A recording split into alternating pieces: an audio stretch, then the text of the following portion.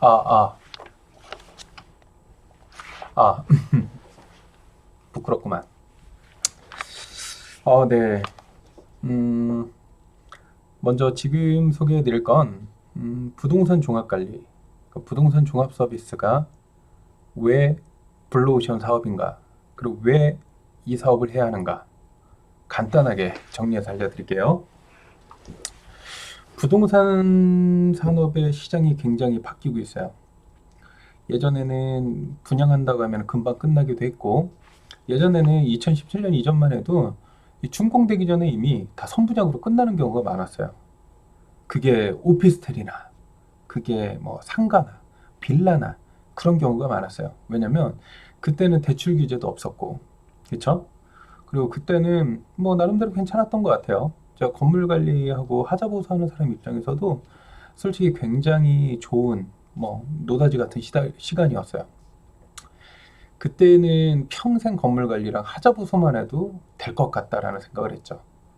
근데 지금 보면은 이 건물 관리로 하자 보수로 했던 사람들이 오히려 이전에 분양이나 시행이나 했던 사람들보다 돈을 더 많이 버는 경우가 있어요. 그거에 대한 이야기를 해드릴게요. 그러면은 부동산 시장이 어떻게 변했나? 뭐 간단하게 제가 아는 아주 짧은 지식으로 여러분들께 전달해 드릴게요. 대한민국은 기존 부동산 시장이 시행 개발 분양, 뭐 소유와 매매 중심의 시장이었어요. 아시다시피. 근데 최근 뭐 저금리가 장기화되고 초저출산, 고령화, 1인 가구의 증가 등으로 사회 경제적 여건들이 구조적으로 굉장히 많이 환경이 변하고 있어요. 그로 인해 부동산 산업의 패러다임이 대전환기에 있다고 볼 수 있어요. 일반적인 건설회사나 개발회사들도 이제 단순한 개발에 그치지 않고 개발 이후 보유나 관리까지 사업 영역을 확장하는 경우가 굉장히 많이 있죠. 기존의 소유와 매매 중심의 시행 건설, 분양 개발 등의 하드웨어 중심에서 보시다시피 임대, 관리, 경영 등의 소프트웨어 중심으로 어떤 산업의 환경이 변화하고 있어요. 이거는 뭐 제 얘기가 아니죠. 음, 최근 최근 몇 년 전에 통신회사 KT가 기업형 주택임대 사업에 합류했어요. KT가 뭐 하는 회사죠? 우리가 알기로 통신회사잖아요. 부동산과 전혀 연관이 없는 것처럼 보였던 기업이 부동산 운영 사업으로 속속 진입하고 있는 거예요. KT뿐일까요? 아니죠. IT 산업들도 많이 들어오죠. 앞으로는 금융이나 IT 등 다양한 기업이 부동산의 산업이라 그래요, 이걸. 부동산 산업과 융복합하는 사례가 속출할 거로 보여요. 이건 뭐 제 얘기는 아니고요. 그로 인해서 이 점에 주목한 정부도 2018년 6월 20일, 제가 욕한 거 아닙니다. 2018년 6월 20일 부동산 서비스 산업진흥법을 발효하였습니다. 부동산 시장의 어떤 규제와는 별개로 부동산 산업의 발전 그리고 선진화를 위한 정책 추진에 따라서 이 부동산 서비스 산업진흥법을 발효했어요. 이 그중에 가장 주목받는 것이 부동산 서비스 산업진흥법의 취지인 부동산 종합 서비스입니다. 그러면 이 부동산 종합 서비스는 뭐냐? 이거죠. 그럼 부동산 종합 서비스는 뭐냐? 이 부동산 종합 서비스는 소비자 중심의 원스톱 서비스, 소비자 중심의 원스톱 서비스, 사업자 중심의 연계 협력 사업. 소비자는 다양한 서비스를 원스톱으로 제공받을 수 있고, 사업자는 이 다양한 서비스를 소비자에게 제공해 줄 수 있다. 서로 간의 이해관계가 맞는 거죠. 부동산의 생애주기적 관점과 소비자 중심의 원스톱 서비스로 다양한 관점에서 부동산 종합 서비스를 정의해요. 기존의 소비자들은 개별적인 부동산 서비스를 뭐, 공인중개사나 뭐 감정평가나 뭐 건물관리, 임대관리 등을 각각 했었어요. 각각 알아보고, 각각 계약하고, 각각 관리하고. 근데 이거를 앞으로는 일괄 서비스로 제공받는 소비자 중심의 원스톱 서비스예요. 통합된 서비스를 얘기하죠.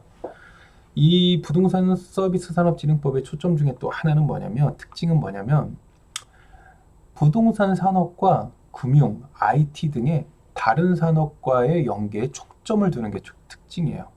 그러면 예를 들어 앱을 개발하시는 분들이, 진짜 앱을 개발하시는 분들이 저같이 14년 동안 전문성 있고 고유한, 저만이 갖고 있는 빅데이터를 갖고 있는 사람을 알면 부동산 산업에 쉽게 들어올 수 있겠죠. 왜냐면 기획이나 개발의 소스는 내가 다 갖고 있고 개발만 해주면 되니까, 만들어만 주면 되니까. 그러니까 이런 다양한 연계 사업에 들어올 수 있다라는 거죠. 이 부동산 서비스 산업진흥법은요, 이렇게 생각하시면 돼요. 연계기업 협력사업이라 그랬어요. 이게 뭐냐면 부동산 서비스 산업진흥법은 부동산 서비스의 개념을 규정하고 있어요. 부동산 서비스. 이해되시죠? 자, 이 법은 기획, 개발, 임대에서부터 어디 갔니? 네. 이 법은 기획, 개발, 임대에서부터 관리, 중개, 평가 등으로 정의되어 있어요. 그러면 이 종합서비스 인증제에 따른 이 종합서비스는 뭐냐? 따르면 이 부동산 종합서비스는 뭐냐? 이거예요. 핵심 사업자를 핵심 기업을 중심으로 한 연계기업 협력사업이다. 어렵나요? 핵심 사업자를 중심으로 한 연계기업 간의 협력사업이다가 부동산 서비스 산업진흥법에서 말하는 부동산 종합서비스래요. 그러면 이 부동산 종합서비스에서 얘기하는 이 핵심 기업을 중심으로 한 연계사업자 유형이 어떤 건지 잠깐 볼게요. 부동산 종합서비스 기업의 분류로 보면 금방 얘기했죠? 핵심 기업을 중심으로 한 연계기업 간의 협력사업이다. 핵심 기업을 중심으로 한 연계기업 간의 협력사업이다. 보시죠. 첫째, 개발관리형. 주된 사업이 부동산 개발기고 건설, 그 외에 금융, 임대, 중개, 관리 서비스 등을 제공하는 형태다. 이게 개발관리형이래요. 두 번째, 거래관리형. 소비자와의 거래가 주된 사업자, 거래. 우리 흔하게 알 수 있죠? 뭐 분양대행사, 거래. 그쵸? 공인중개사, 거래. 그쵸? 그러면 소비자와의 거래가 주된 사업인 공인중개사가 이와 관련된 생활 서비스, 세무 등기, 중개, 이사 서비스 등을 연계해서 제공해 줄 수 있대요. 공인중개사가. 이게 거래관리형입니다. 세 번째, 임대관리형. 임대업을 주된 사업으로 하고 이와 관련된 다양한 부동산 서비스, 금융, 관리, 생활, 지원 서비스 등을 연계해서 제공한다. 이게 부동산 서비스 산업진흥법에 있는 종합 서비스의 어떤 유형이래요. 자, 그러면 이 부동산 종합관리의 유형, 부동산 종합 서비스의 유형을 잠깐 보시면 이래요. 임대관리형, 거래관리형, 개발관리형. 도표에 보이시다시피 그냥 간단하죠. 그냥 뭐든지 이 핵심 기업, 핵심 사업을 제공하는 기업이 다양한 기업과 다양한 전문가들과 연계해서 누구에게? 소비자들에게 줄 수 있어야 된다. 그럼 이 서비스는 누가 필요하냐고요? 미분양 업체나 노후주택이나 기존에 살고 있는 주택들, 집합 건물들에는 모두 다 적용이 되는 거죠. 왜? 살면서 공인중개가 필요한 사람이 없을까요? 임대, 건물 관리, 혹은 명도, 세무, 법무, 노무 많이 있죠. 이사 한번 가도 중개 필요하죠. 이사업체 알아봐야죠. 그렇죠? 인테리어 알아봐야죠. 근데 이게 다 개별성을 갖고 있잖아요. 비전문가인 소비자가 관련 업무를 해도 비전문가인 사람들 많아요. 우리나라 뭐 노가다꾼들이 다 전문가는 아니잖아요. 그냥 노가다죠. 그러니까 그거죠. 비전문가인 소비자가 전문적인 어떤 기업을 컨택하기는 어렵다. 그러면 부동산 종합 서비스란 전문적인 기업들의 그룹 같은 거예요. 그러니까 소비자는 부동산 종합 서비스, 우리 부동산 종합 관리하는 우리 부동산 종합 서비스 가업 같은 회사를 만나면 이 모든 서비스를 우리 회원점을 통해서 원스톱으로 제공받을 수 있는 거죠. 누구에게? 전문가를 소비자에게. 그런 서비스 내용입니다. 그러면 이 부동산 종합관리가 필요한 이유가 뭔지 잠깐 또 짚어드릴게요. 이 부동산 종합관리는 누구에게 필요하냐? 첫째, 소비자에게 필요하죠. 투자자, 실거주자 측면에서 부동산을 투자할 수도 있고요. 또는 부동산에 내가 거주하잖아요. 아파트에 살면. 그 측면에서는 저희 부동산 종합 서비스 가업 입장에서 얘기해 보면 저희가 관리 전문이잖아요. 부동산을 관리하는, 그러니까 건물 관리하는 기업이 건물 관리 이외에도 공실 관리, 중개, 임대, 인테리어, 하자 보수, 홈케어 등의 다양한 편의 서비스를 중개 편의점처럼 저희가 관리하고 있는 그 수분양자나 입주자들에게 원스톱으로 제공해 주는 거예요. 근데 그 제공해 주는 다양한 서비스에 있는 주체가 전문가라는 거죠. 그렇게 해서 소비자는 뭐냐면 전문성 있는 기업을 원스톱으로 제공받을 수 있고, 그리고 표준 견적, 표준 서비스를 제공받을 수 있다가 부동산 종합관리에 필요성이 있는 투자자나 실소유주, 실거주자에게 필요한 겁니다. 두 번째는 산업종사자. 이 부동산 산업종사자 많죠. 청소업체, 뭐 경비 아저씨, 뭐 미화원 아줌마도 있지만 공인중개사, 분양대행사, 그쵸? 뭐 세무사, 노무사, 법무사, 등기소, 다양하게 많죠. 이런 분들, 뭐 홈케어 하시는 분들, 이사 청소하시는 분들 다 부동산 산업의 종사자죠. 이런 분들에게는 뭐냐면 본인이 본업 위에도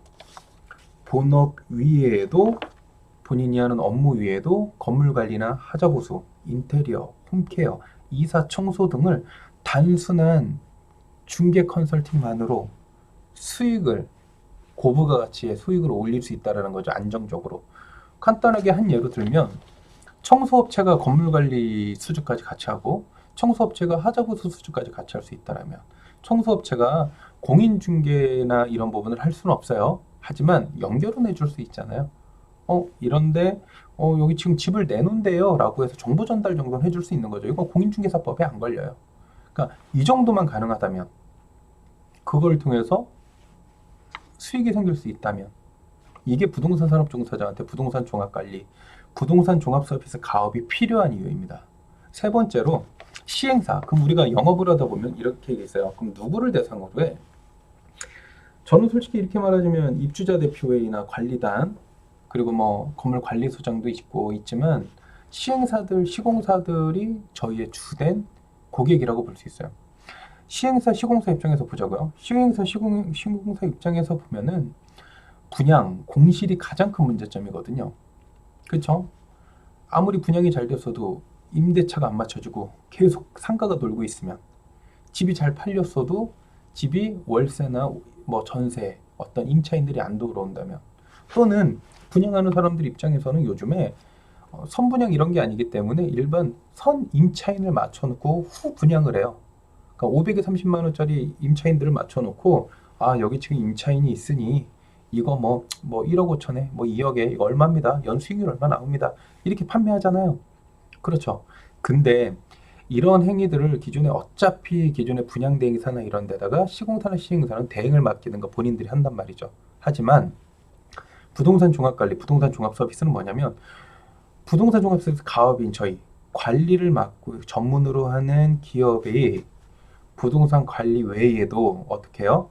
분양 홍보, 물론 미디어 홍보, 프랜차이즈 입점, 중개, 뭐 임대차 중개, 이런 다양한 부분들을 추가적으로 지원해 줄 수 있다라면 얼마나 좋겠어요.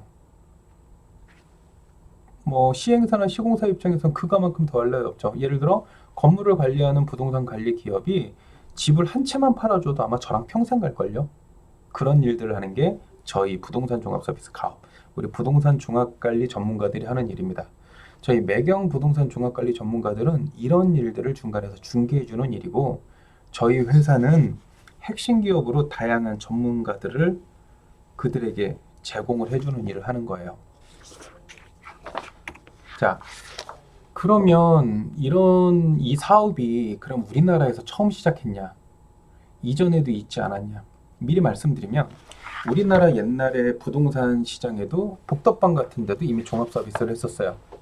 근데 이게 이루어지지 않았죠. 왜 이루어지지 않는지 아세요? 복덕방 아저씨가 공인중개사가 하자보수 인테리어 안에 비전문가인 거예요. 그 이사업체, 청소업체를 선택한 비전문가예요. 몰라요. 근데 이분들이 어떤 걸로 고객에게 이 입주자들이나 소유주들에게 연결해 주냐면 수수료. 조금 더 비싸게 해주는데, 조금 더 뭐한데, 그러다가 조금 돈이 될 것 같으면 자기 아들, 일가, 친척들에게 야, 건물 관리 청소 좀 해봐. 이거 돈이 돼. 이렇게 하다 보니까 어떻게 돼요? 그 사람들은 단기적으로는 돈을 버는 것처럼 보이지만 실질적인 소비자는 막상 인근 우리 지역 공인중개사한테 이사업체 좀 알아봐 주세요. 청소업체 좀 알아봐 주세요. 혹은 임대나 뭐 중개 뭐 다양한 건물 관리를 알아봤는데 이상한 사람들 데려다 놓고 AS도 제대로 안 돼주고 CSAS도 제대로 안 돼서 불만만 폭증하는 거죠. 우리나라도 이미 그 시스템이 자리를 잡았으면 벌써 20년, 30년 전에 이 부동산 종합 서비스 시스템이 우리나라에 있었어야 돼요. 왜? 우리나라는 지역적인 특성이 있기 때문에 공인중개사들이 그 지역적 특성 외에는 잘 모르는 게 우리나라의 시스템이거든요. 실제로 공인중개사 20년 하신 분도 혹은 토지중개 이런 것만 전문으로 하신 분 부동산을 다 알 수가 없거든요. 다 안다 그러면 제가 봤을 때 좀 약간 사기꾼이지 않을까라는 생각을 합니다. 저도 잘 모르거든요. 저도 공부한다고 했는데도 모르겠어요. 근데 어떻게 잘 알겠어요? 모르거든요. 한 지역에서 10년을 살아도 10년에 뭐 아파트, 상가, 토지 그걸 다 모릅니다. 자기가 하는 분야만 잘해요. 그렇기 때문에 저희 나라도 부동산 종합 서비스가 분명히 자리 잡을 수 있었으면 우리나라는 그게 안 됐었다. 그러면 이 부동산 종합 서비스를 누군가를 이제 따라야 되는 선진 사례가 있어야 되는데 우리가 누구냐? 가까운 일본하고 미국입니다. 간단하게 빨리 말씀드리면 일본 1990년대 버블 온 거 아시죠? 그 말은 뭐냐면 1990년대 이전까지 일본이 대출을 확 풀어줬어요. 나라에서. 어떻게 해요? 야, 그 부동산 많이 줘. 뭐 오피스텔, 뭐 주택 매매에서 1980년대 초까지는 주택 매매 분양에서 1980년대 말에는 오피스 비주거용 건물들이 어마어마하게 막 개발이 되기 시작했어요. 그러다가 1990년대 초에 버블이 생긴 거예요. 버블은 뭐예요? 간단하게 이제 더 이상 대출을 못 나가요. 그리고 금리가 높아요. 자, 이렇게 생각하면 되는 거예요. 장기간의 공실률. 집이 있어요. 내가 가지고 있는 집이 돈을 벌려고 샀는데 공실률이 장기간 돼요. 그리고 낮은 임대료가 계속 장기간 형성이 돼요. 근데 나는 이율은 계속 높아지는 거예요. 은행 이자는. 어떻게 해요? 파산해야죠. 그게 버블 현상이에요. 그냥 간단하게. 간단하게 우리가 일반인이 이야기시키는 그렇기 때문에 그렇게 돼서 딱 어떻게 해요? 기존의 시행 개발로 먹고 살았던 이 일본의 어떤 우리나라 현재도 지금 시행 개발 중심의 우리 시장이잖아요. 근데 일본은 이미 1990년대 시행 개발 중심의 산업이었던 그 산업이 망하기 시작한 거예요. 그래서 이 친구들이 뭘 기억하냐면 2000년대, 2008년도에 뭐가 있죠? 경제 금융위기 왔죠. 그때까지 겪으면서 이런 거죠. 아, 시행 개발로는 죽겠구나. 안 하니까 그 밑에 있는 산업, 부동산 산업에 관련된 있는 사람이 우리 먹고 살기 어렵네. 그래서 어떻게 해요? 개발 후, 시행 개발 후에 임대, 관리, 금융, 다양한 운영에 대한 산업을 확장하기 시작했어요. 여기 보시면 일본의 종합부동산 회사는 임대, 관리, 금융에 이르기까지 부동산의 생애주기 전체로 사업 영역 확장했다. 실제로 일본의 종합부동산 회사들이 제가 알고 있기로는 1년에 몇 천억, 몇 조 버는 기업도 있다고 알고 있어요. 그만큼 이 친구들은 뭐 좀 뭐하지만 우리나라보다 한 20년 정도 앞서 있어요. 부동산에. 근데 왜 그러냐면 이분들이 우리가 지금 2017년 중반부터 현 정부가 지향하고 있는 부동산 대출 규제, 어떤 이런 고강도 정책이 우리는 정책으로 가면 그때 당시에 이미 20년 전에 겪은 거예요. 물론 우리나라보다 더 클 수도 있고 작을 수도 있죠. 체감이. 근데 제가 봤을 때는 우리나라도 그렇게 갈 수 있다라는 거 그렇게 가고 있습니다. 그래서 향후 시행 개발 분야에 있던 산업이 앞으로는 개발 후 보유나 관리, 다양한 후방 산업 분야의 어떤 경영 분야까지 이루어져야 큰 돈을 만질 수 있다라는 거예요. 자, 또 하나 일본은 얘기했고 미국 같은 경우는 자연스러워요. 종합부동산 회사가 만들어진 게 이유가 중개 및 부동산 관리에서 시작을 했어요. 근데 이 사람들이 참 그렇게 뭐 미국에 있는 사람들이 어떤 그런 문화적인가 그럴까요? 프랜차이즈식으로 그냥 이름을 같이 쓰면서 중개 및 부동산 관리에 시작해서 개발도 같이 하고 컨설팅도 하고 금융 서비스를 연결한 종합부동산 시장으로 자연스럽게 형성이 되는데 이때 소유자들이 요구하는 것들을 해주다 보니까 자연스럽게 예를 들어 집 져주세요. 집 지다 보니까 관리해주세요. 관리해주고 관리해주다 보니까 뭐 나중에 중개 일어나서 중개도 해주고 이러다 보니까 미국은 그냥 자연스럽게 종합부동산 시장이 형성이 됐어요. 그 과정 중에 하나가 뭐냐면 미국은 부동산 거래 시에 에스크로 제도라는 게 있어요. 이 에스크로 제도는 뭐 우리나라 같은 경우는 매도인과 매수인이 직접 만나서 하든가 거래 부동산 공인중개인이 껴서 하든가 했을 때 사기도 당하고 눈탱이도 맞고 뒤통수도 맞고 옆통수도 맞고 막 이런 상황이 많이 발생하잖아요. 근데 미국의 이 부동산 서비스의 에스크로 제도는 그런 일이 없어요. 매도인과 매수인이 볼 필요가 없습니다. 이 말은 뭐냐면 부동산 거래 시에 각각의 전문가와 다양한 지역 전문가들이 그 모든 일들을 체계적으로 해주고 깔끔하게 일처리를 해주고 그게 거래의 안정성으로 인해서 소비자들에게 되게 좋게 들어가고 있어요. 그렇기 때문에 소비자들은 결국은 뭐 수수료를 몇 프로 더 주더라도 거래의 안정성만 있으면 충분히 왜 몇 억짜리 몇십억짜리 건물을 이구봤는데 거기다 대고 수수료 2, 30만 원 때문에 주저할 사람은 없다라고 보거든요. 하지만 있을 수도 있죠, 우리나라 사람들. 근데 미국에는 이 에스코로 제도라는 걸로 인해서 어차피 전문가들이 다 쳐줘요. 아무리 지저분한 등기부등본도 깨끗하게 만들어서 매수인에게 제공해주기 때문에 거래 안정성을 확보할 수 있죠. 그래서 종합부동산 시장이 굉장히 활발한 거예요. 현재 그러면 우리나라 제가 아까 잠깐 얘기했지만 우리나라는 일단 부동산 종합 서비스, 부동산 종합 관리 시장에서는 후방국가예요. 후진국. 왜냐면 개별성을 넘어뛰거든요. 소비자가 어떤 하나의 서비스를 제공받기 위해서는 각각 요청하는 개별성을 가지고 있어요. 그러다 보니까 아무래도 어떤 비전문가인 소비자가 전문적인 기업이나 전문적인 서비스를 컨택하기 어려운 부분이 있고 그로 인해서 제2의 하자, 제2의 비용이 들어가는 부분이 많아요. 그리고 또는 이쪽 지역에 살다가 또 다른 쪽으로 다른 지역으로 이동할 때 또 들였던 시간만큼의 시간과 비용을 또다시 들이는 또 번거로움이 있죠. 그러다 보니까 우리나라는 아직까지는 약간 개별성, 독립성 이런 것 때문에 이 종합 서비스 시장으로는 아직 조금 그렇습니다. 그런 이유가 이제 소비자들이 피해가 많은 거예요. 뭐 그러다 보니까 이 개별성이라는 건 뭐예요? 각각의 업체가 다르고 각각의 시장이 다르잖아요. 그러다 보니까 소비자 스스로가 비전문가이에요. 그렇죠? 그러다 보니까 다양한 뭐 이권, 횡령, 분쟁 이런 것들이 굉장히 많죠. 이런 부분들이 굉장히 많은데 우리나라 법도 모호해요. 제가 실제 소송을 하고 소송도 판결도 받고 하지만 우리나라 그 뭐라 그래요? 검찰 애들, 검찰, 그분들도 이쪽은 몰라요. 그러니까 되게 웃긴 거죠. 많은 사건은 하지만 부동산 종합관리와 부동산 이 관련된 시장을 잘 모르는 분야가 되게 많아요. 우리나라가. 하다못해 경찰관도 몰라요. 자기가 아파트에 살아도 아파트 관리비가 어떻게 나가는지 모르는 게 그 사람들이에요. 그러다 보니까 되게 분쟁이 많죠. 모호하고 우리가 흔하게 그럴 수 있죠. 아니 뭐 누가 내 돈 뭐 예를 들어 입주자 대표회의가 500만 원 더 써서 뭐 저거 뭐 민사로 가서 받으면 되는 거 아니야? 그거는 소송을 한 번도 안 해보신 분들 얘기죠. 소송이라는 건요, 민사, 형사는 양자 간의 거는 딱 깔끔해요.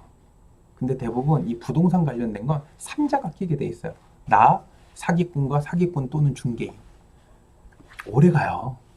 그렇기 때문에 우리나라에 진짜 이 비리에 노출된 어떤 부동산에 거주하는 사람들 엄청 많습니다. 아무튼 그런 이유로 저희 이 부동산 종합관리는 소비자들에게 무조건 필요하고 소비자가 앞으로 지향해야 되는 서비스입니다. 소비자가 이 서비스를 몰라서 안 받는 거예요. 생각을 해보세요. 소비자 입장에서 한 기업의 회원이 예를 들어 저희 가업이라는 회사에 얘기만 하면 중개부터 관리비, 추이, 하자보수, 그 외 다양한 이사 청소 서비스까지 원스톱으로 최소한의 결정권은 아니지만 선택할 수 있는 기준을 제공해주고 이런 업체들이 전문적인 업체라면 좋잖아요. 그쵸? 예를 들어 시행사나 시공사라고 생각을 해보세요. 시행사나 시공사 입장에서 분양 대행사도 있고 다 있어요. 하지만 건물을 관리하는 기업이 또 해주는 거예요. 분양 홍보나 다양한 서비스를 프랜차이즈 입점도 해주고 미디어에 언론 보도도 해주고 얼마나 좋아요. 시공사 입장에서 제가 시공하는 사람, 제가 시행사라면 내가 건축주라면 당연히 건물을 관리하는 기업이 이런 부동산 종합 관리하는 기업을 선택하죠. 선택 안 하는 게 바보 아니겠어요? 그 사람들 진짜 뭐 강남에만 집 질 거 아니잖아요. 그렇기 때문에 꼭 필요합니다. 그리고 사업자 중심에서도 사업자가 얼마나 힘들어요. 공인중개사나 이런 사람들 먹고 살기 어렵거든요.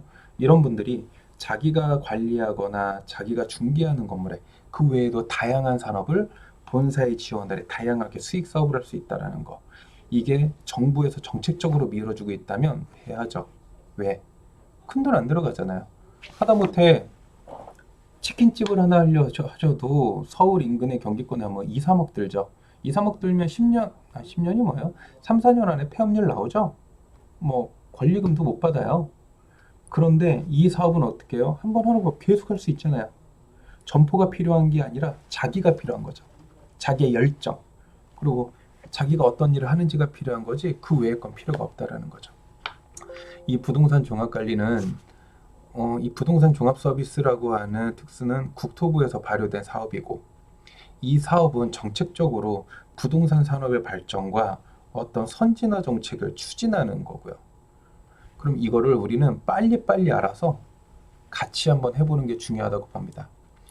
앞으로 이 영상을 보는 모든 분들도 이 부동산 종합 관리를 제대로 아셔서 좀 더 나은 사업, 그러니까 뭐 한 달에 몇 천만 원 벌어요라고 하는 그 말도 안 되는 사업하지 마시고 내가 하는 만큼 3만 원, 5만 원, 10만 원, 30만 원, 50만 원, 80만 원, 100만 원, 200만 원, 300만 원이 누적되면 1년에 수십억을 벌어갈 수 있는 시스템을 이해하셔야 돼요.